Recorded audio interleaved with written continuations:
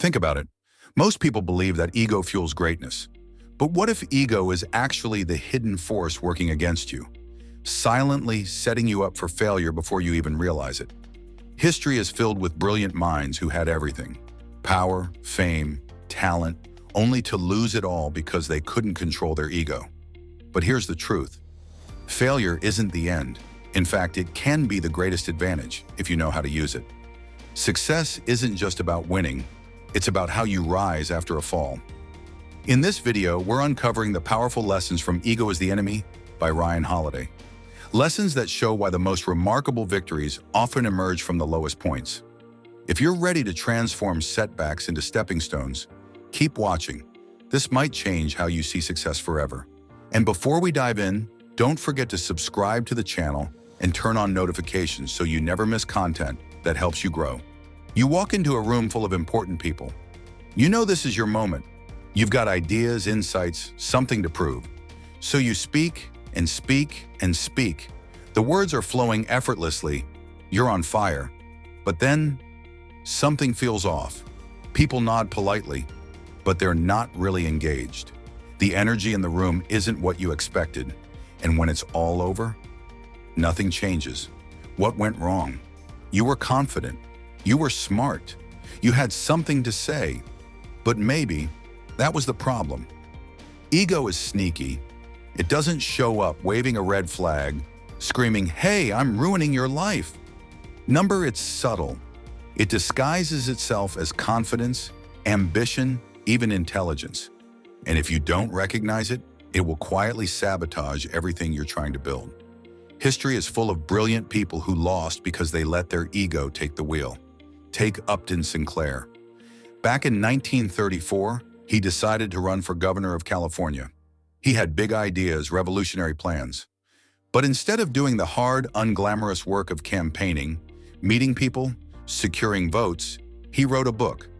I, Governor of California and How I Ended Poverty, a book describing in detail everything he would do if he won. Except he didn't win. He lost, badly, because he was too busy talking about success instead of earning it. Sound familiar? How many people do you know who constantly say, "I'm going to start a business. I'll write a book. I'll get in shape," but never actually do it? Maybe you've been that person. Talking about a goal releases dopamine, the brain's reward chemical. It tricks you into feeling like you've accomplished something, when in reality you haven't moved an inch. The people who truly succeed, they talk less and work more. They let their results speak. But ego doesn't just make us talk too much. It makes us obsessed with looking the part instead of doing the work. That's exactly what happened to Emily Gould. She had a 6-figure book deal, media attention, a promising career. But instead of writing, she got lost in the internet, posting updates, engaging in online debates, keeping up an image of success. And then, the book didn't get written, the deal collapsed. She had nothing. It's easier to look successful than to be successful. It's easier to chase validation than to do the work. We see this everywhere. People networking instead of mastering their craft. Entrepreneurs obsessed with looking like CEOs instead of building great companies. But the truth is, the people who are actually winning, they're too busy doing the work to care about appearances. So how do you escape the ego trap? Let's talk about Kirk Hammett, the lead guitarist of Metallica, one of the greatest rock musicians of all time. And yet, at the peak of his career, when he was already world famous, he did something unexpected. He took guitar lessons from Joe Satriani, one of the best in the world, imagine that. A rock star sitting down like a beginner, taking notes. Why? Because he understood something most people don't. The second you think you've made it, you start falling behind. That's the real difference between those who keep winning and those who fade away. Ego says, you've arrived. But success isn't a finish line. The best? They never stop learning. So here's the real question. Right now in your life, are you letting ego get in the way? Are you talking more than you're doing? Are you chasing validation instead of results? Are you resisting growth because you think you already know enough? If you recognize your ego, you can control it. If you don't, it controls you. And if you think identifying ego is powerful, Wait until you hear what happens when you let go of it completely. In the next chapter, we'll uncover how humility, not ego, is the real secret to unstoppable success. Don't miss it. In Ego is the Enemy, Ryan Holiday warns about a dangerous illusion, one that can make or break your success. We think of it as ambition, passion, or self-belief. But in reality, it's the very thing that silently holds us back. Ego. You've seen it before. The startup founder convinced their idea is revolutionary, ignoring every red flag, dismissing criticism as haters only to crash and burn. The artist who refuses to learn from others, insisting their raw talent is enough. The athlete who thinks they've already made it and stops pushing themselves until they're suddenly irrelevant. It's tricky because we're told passion is everything. Follow your dreams. Believe in yourself. But here's the uncomfortable truth. Unchecked passion blinds you. It makes you ignore reality. It makes you think effort alone guarantees success. But the world doesn't work that way. Just look at the Segway. When it was first announced, its investors were convinced it would change the world. They were so caught up in their vision, so convinced of their genius, they ignored every sign that real people weren't interested. No real market research, no testing against reality. And what happened? It flopped hard. Because belief alone isn't enough. Passion without realism is just delusion.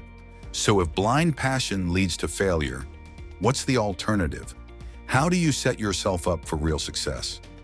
Enter the Canvas strategy, one of the most powerful ideas in Ego is the Enemy. It's simple. Instead of obsessing over your own success, help others succeed first. Create opportunities for people around you, and in doing so, you create opportunities for yourself. Think of Bill Belichick. Today, he's one of the greatest coaches in NFL history, but he didn't start that way.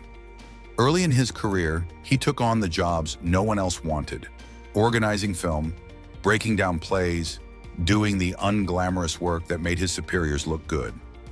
Most people would think, that's beneath me, but Belichick saw the bigger picture. By making others better, he became invaluable. And when his moment came, he was ready. But here's the hard part. Ego hates this strategy. Ego wants credit. It wants attention. It wants to be the star. That's why self-restraint is crucial. Sometimes the best move is to step back, stay quiet, and play the long game. No one embodied this better than Jackie Robinson, the first black player in Major League Baseball. He had every reason to fight back against the racism, the insults, the brutal treatment. But he knew that if he lost his temper, even once, it wouldn't just hurt him, it would hurt the entire movement. He had to swallow his pride, endure the abuse, and stay focused on the bigger mission.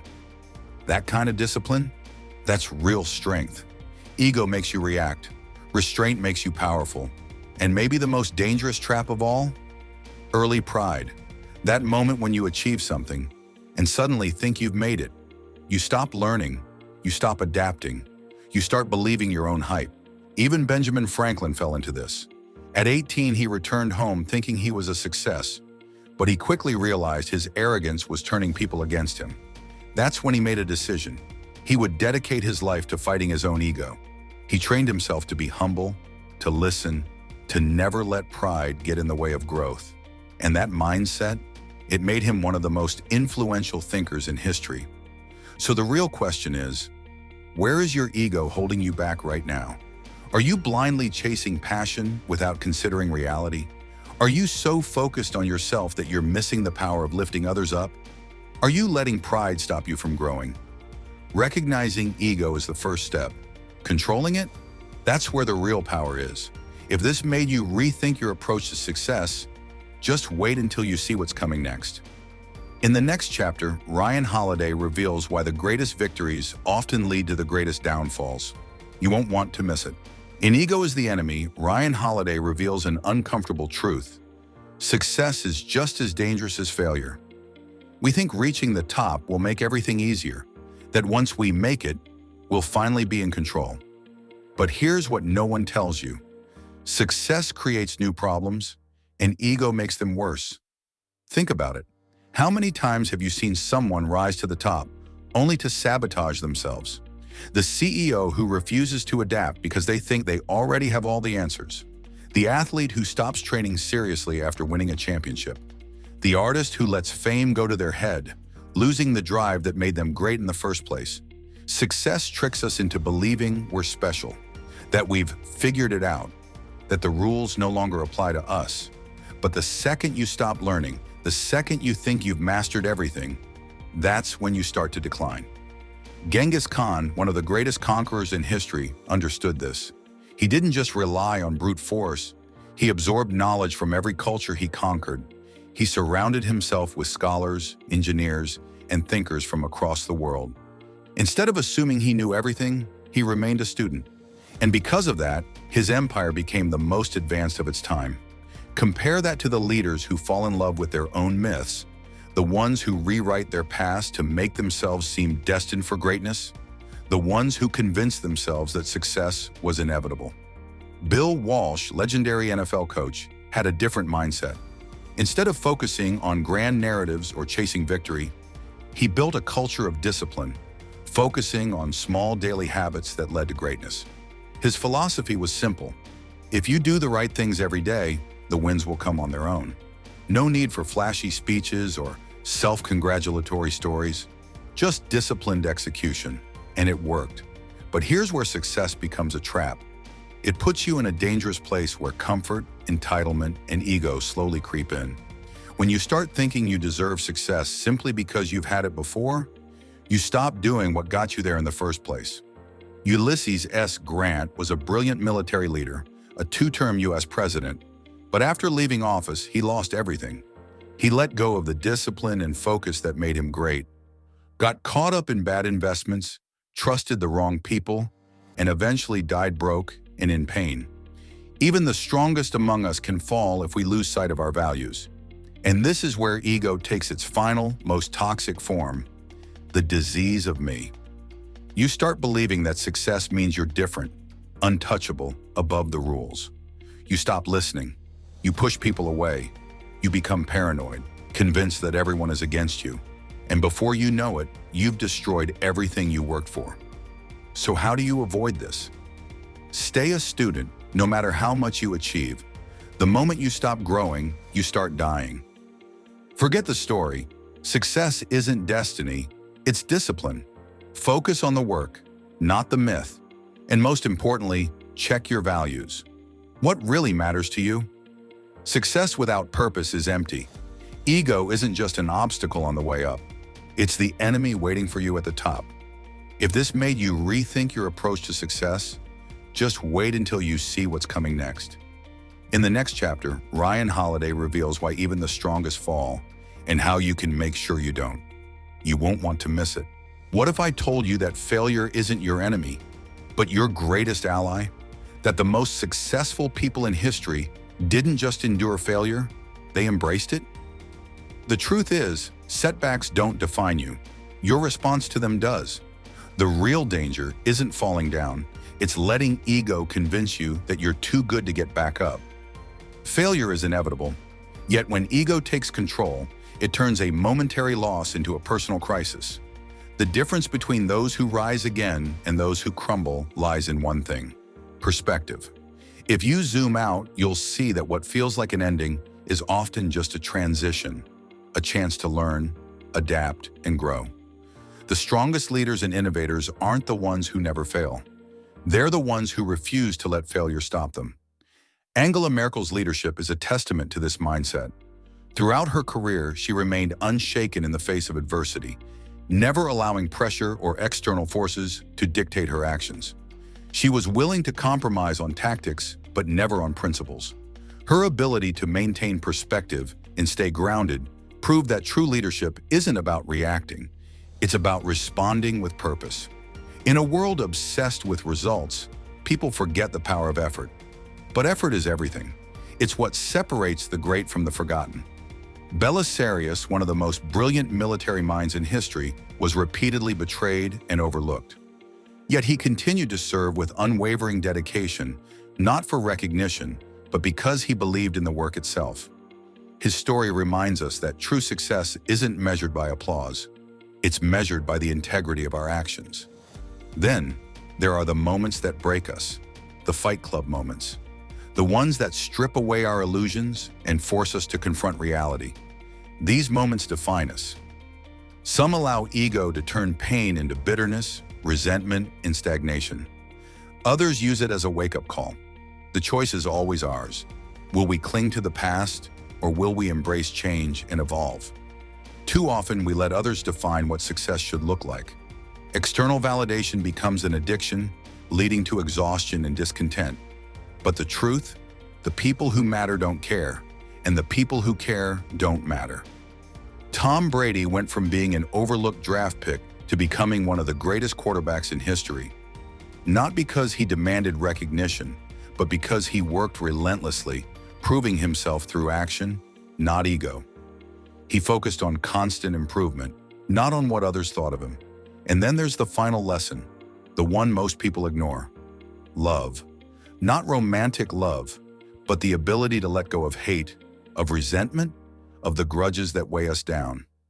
Ego feeds on conflict, but true power lies in rising above it. The greatest leaders in history, Abraham Lincoln, Nelson Mandela, understood that holding on to hate is like drinking poison and expecting the other person to die. Real strength is in forgiveness, in understanding, in moving forward without baggage. But here's the real question. What will you do with this knowledge? You've just gone through an entire journey of understanding ego, how it blinds us, traps us in our own delusions, and ultimately holds us back. You now know how it poisons ambition, corrupts success, and magnifies failure. So what's next? Because knowledge alone won't change your life. Action will. The next time you feel anger rising, the next time pride tells you that you're too good for something, the next time failure makes you doubt yourself, stop. Recognize it and ask yourself, is this my ego talking, or is this my chance to grow? This isn't just the end of a book, it's the beginning of something bigger. Your story,